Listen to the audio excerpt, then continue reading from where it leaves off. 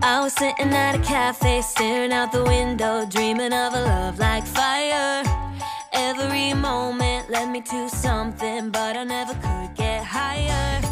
I was thinking one day maybe it happened. I believe in the magic, but fairy tales are lies.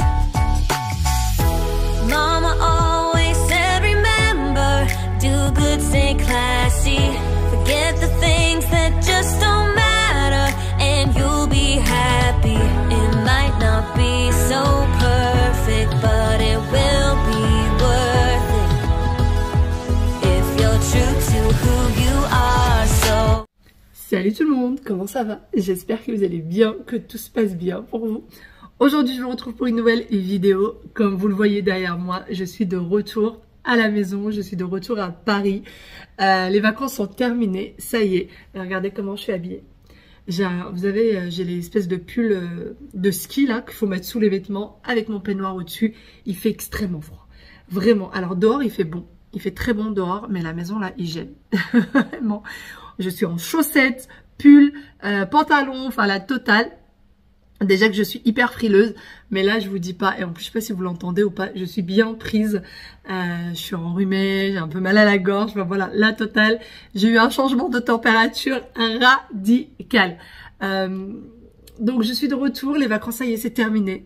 J'ai passé un super bon moment, vraiment j'étais hyper contente d'y aller, j'ai passé un très bon moment. Chaque jour a été intense. Je vous ai pas filmé tous les jours parce que comme vous l'avez compris, hein, j'ai eu un énorme problème de connexion. Donc du coup j'ai carrément arrêté de filmer. Et puis j'ai profité de la famille, on n'a rien fait de spécial. Franchement, on n'a rien fait de spécial, c'était famille. On n'a pas énormément visité ni quoi que ce soit, mais j'ai adoré ces vacances. Et autant j'ai adoré y aller, autant j'ai adoré revenir à la maison et retrouver mon mari, retrouver mon chéri, retrouver mes enfants. Ils m'ont manqué, les trois m'ont énormément manqué. J'ai du mal en fait à partir loin d'eux. Ça m'arrive, hein, comme je vous l'ai dit, ça m'arrive régulièrement. J'exagère, mais ça m'arrive de partir sans mes enfants et sans mon mari. Mais c'est vrai qu'à chaque fois, j'ai qu'une hâte, c'est de revenir à la maison, de les retrouver.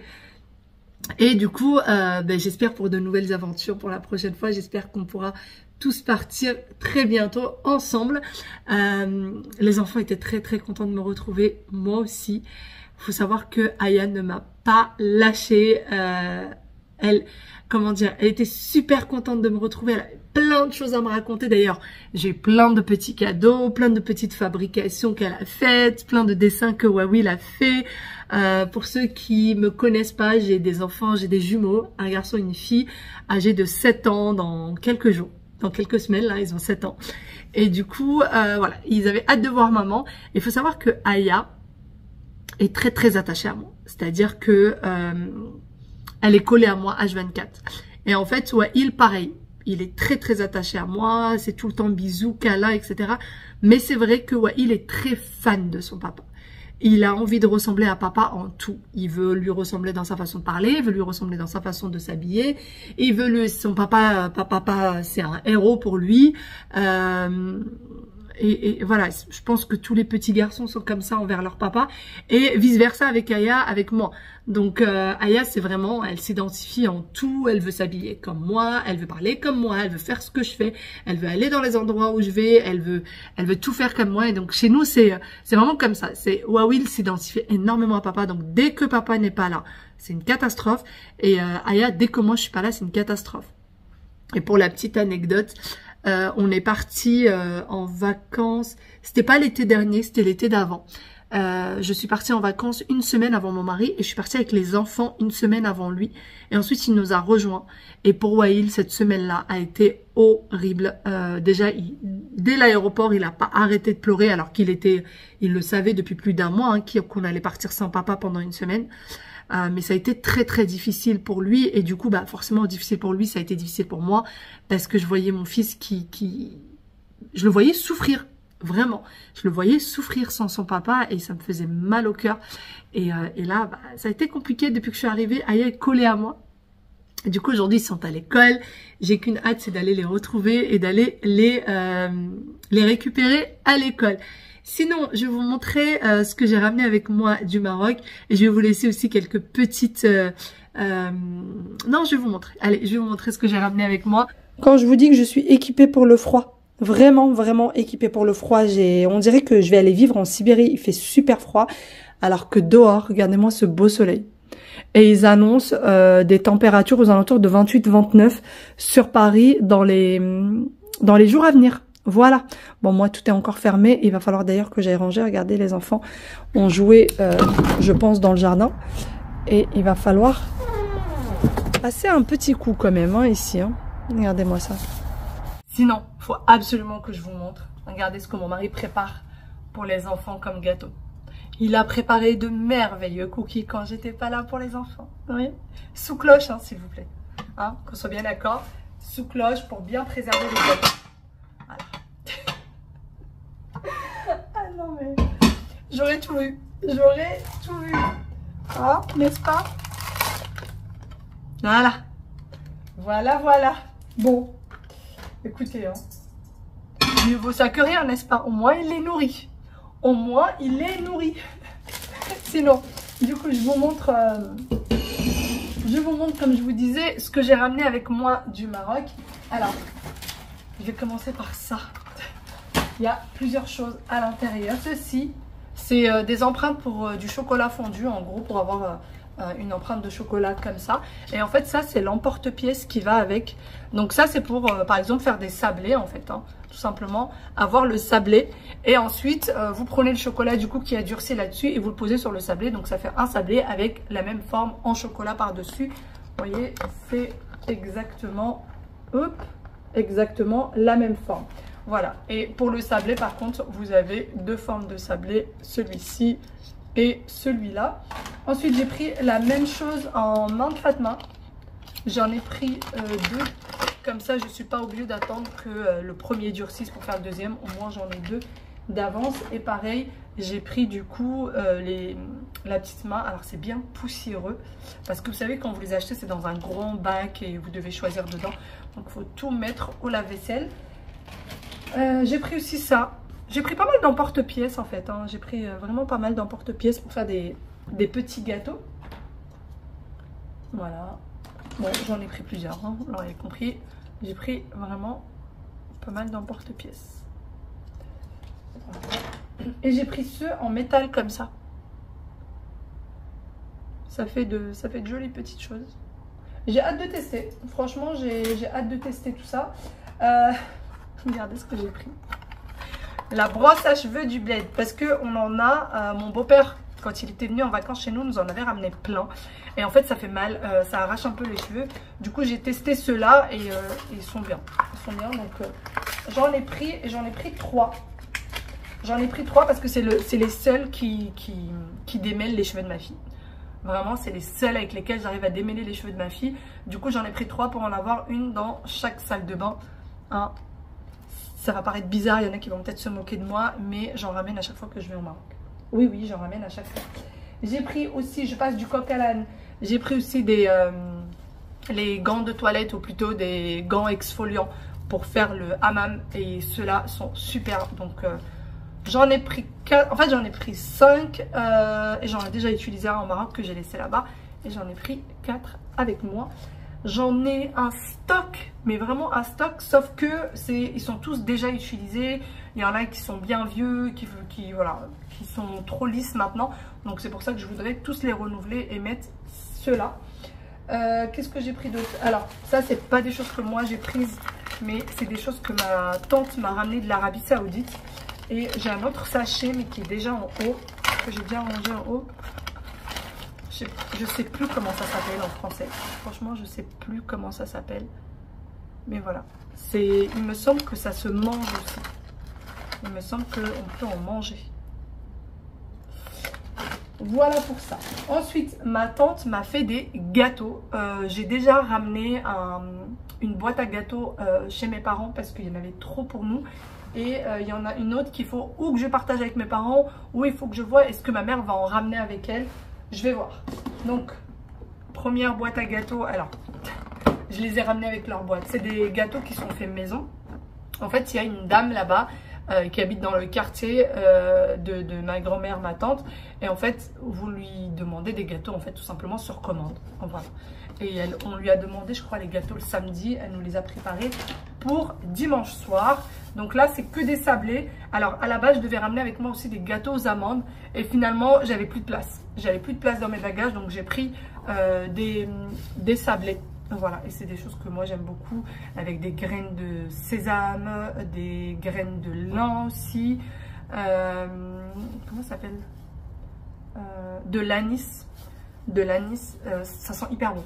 Franchement, l'odeur, elle est exquise. J'ai déjà ramené une boîte à mes parents, une boîte comme celle-ci. Hein. Une boîte comme celle-là. J'en ai une autre encore là. En gros, j'avais 3 boîtes. Et j'ai pris aussi, vous savez, les fameux gâteaux Shbakia pour le ramadan. Mon mari en raffole. Moi, j'aime bien aussi. Du coup, j'en ai pris. Et celle-ci, je vais peut-être la partager avec mon père. Je vais peut-être lui en ramener un peu en attendant que ma mère arrive. Parce que ma mère est toujours au Maroc.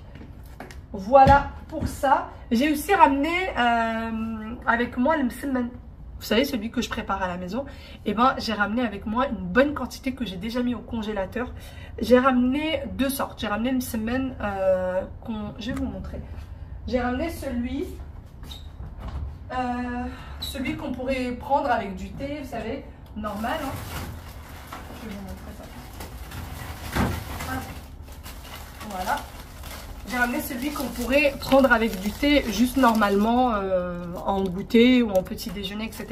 Et à chaque fois, nous, vu qu'on n'en mange pas beaucoup, j'ai mis 2. J'ai mis du papier cuisson qu'on peut voir juste là. Vous voyez ce qui est marron là. Entre chaque... j'en ai mis 2, j'ai mis un papier cuisson. J'en ai mis 2, j'ai mis un papier cuisson. Comme ça colle pas. Et quand je veux les prendre, ça sera bien plus facile. Vous voyez comment j'ai fait ça? Voilà. Donc voilà pour ça. Et j'ai pris aussi une autre sorte. Je vous montre ça. Et là, j'ai 3 sachets dans mon congélateur parce que j'ai pris à peu près, je crois, 2 ou 3 kilos. Donc voilà à quoi ça ressemble. C'est exactement la même chose. Sauf que celui-ci est plus fin et il est coupé en morceaux. Et ça, c'est pour faire donc c'est ce que je vous ai montré. Il y a 2 vidéos de ça. Vous savez, c'est ce qu'on met avec les lentilles, les fines grecques, etc., etc. Et à chaque fois, bah en fait, c'est facile à faire, sauf que ça prend énormément de temps. Et là-bas, au Maroc, en général, ils ne les font pas. Ils les demandent et ils font une commande, en fait, comme pour les gâteaux. C'est la même personne qui a fait les gâteaux qui nous a fait ça.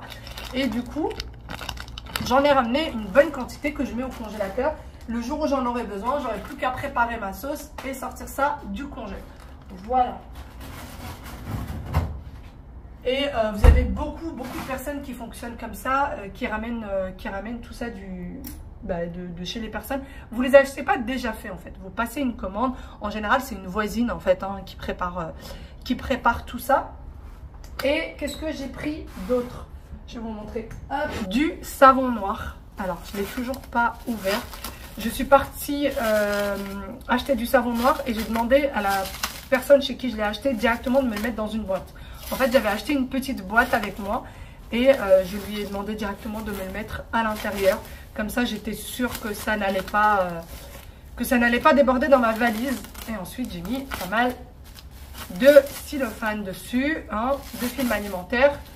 Ça, je suis sûre que ça ne s'ouvre pas. D'ailleurs, je veux voir si c'est toujours en morceaux parce que souvent, quand on voyage avec, ça devient liquide.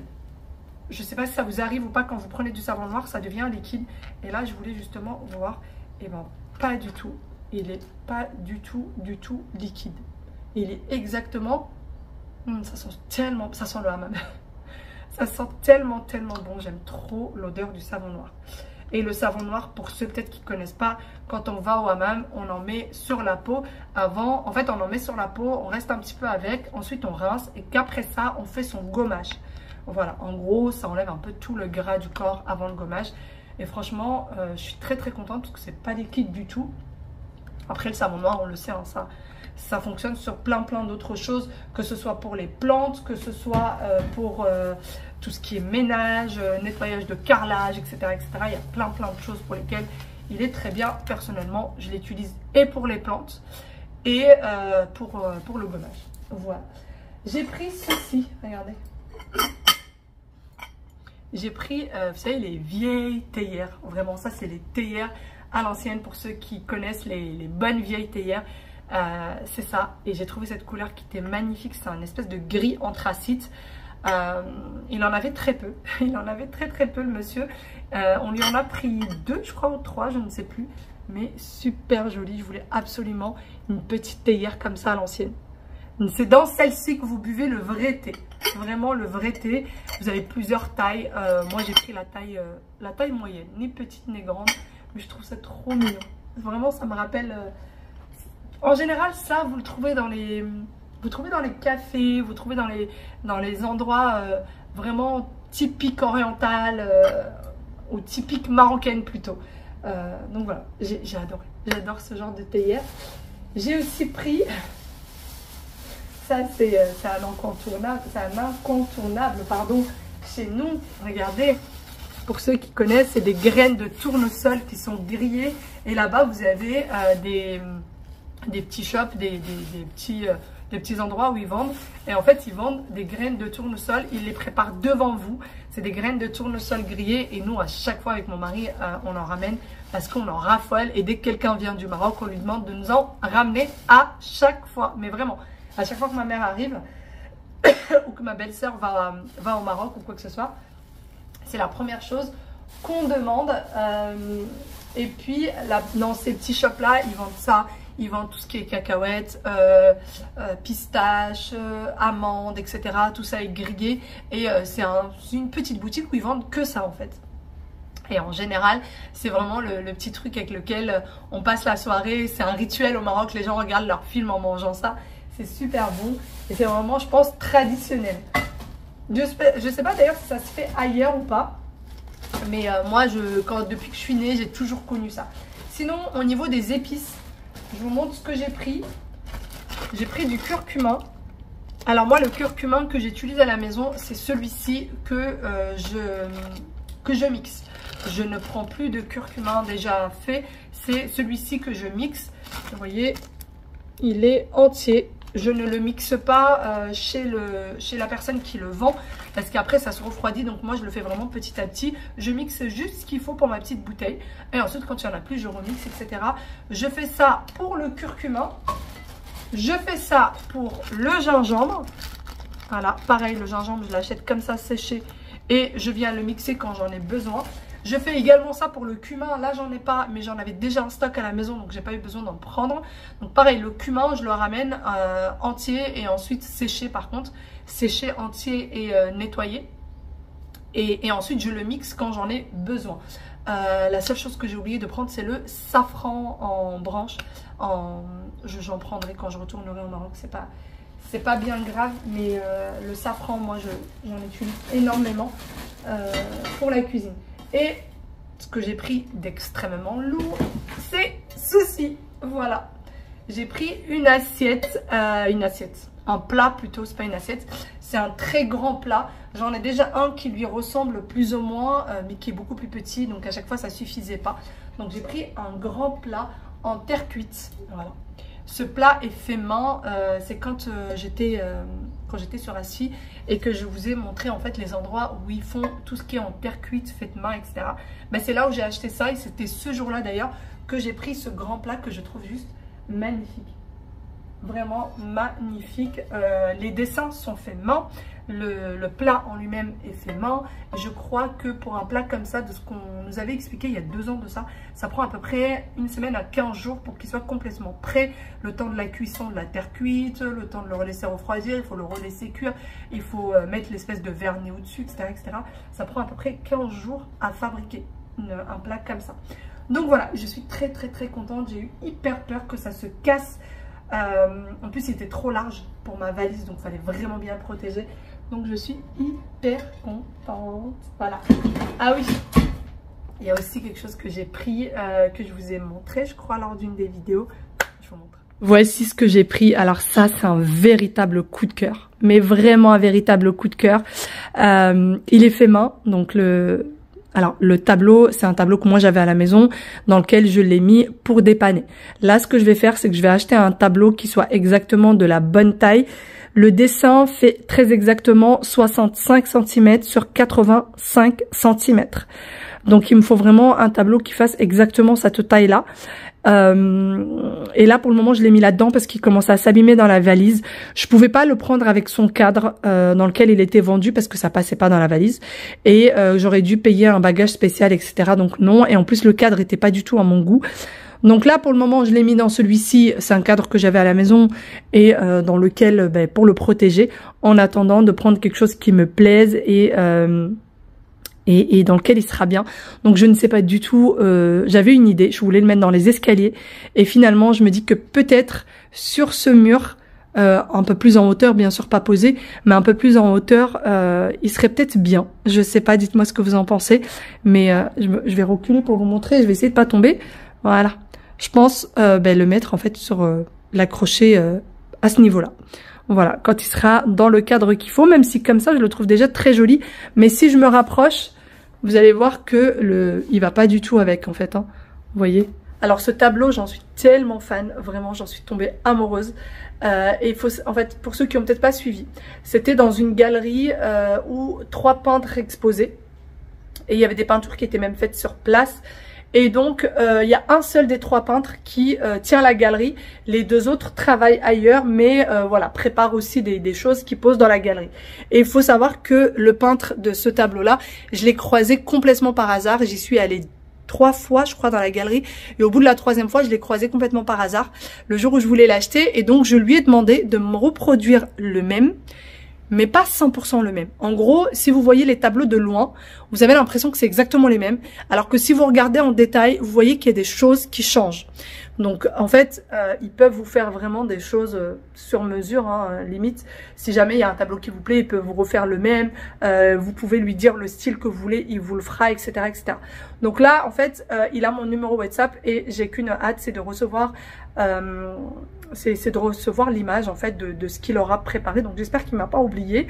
Et pour le prix, à peu près celui-ci, avec son cadre, il était vendu 120 €. Donc c'était 1200 dirhams. Et sans le cadre, j'ai réussi à le négocier 80 €. Voilà, juste la fiche en elle-même. J'ai réussi à la négocier à 80 € par rapport à ce qui se fait ici en France, par des peintres, etc. Pas des choses qui sont... En fait, il faut savoir que c'est un tableau, il en existe qu'un sur Terre, et il n'en existe pas un deuxième. C'est vraiment comment dire, c'est unique quoi. C'est vraiment unique, et il n'en existe pas d'autres.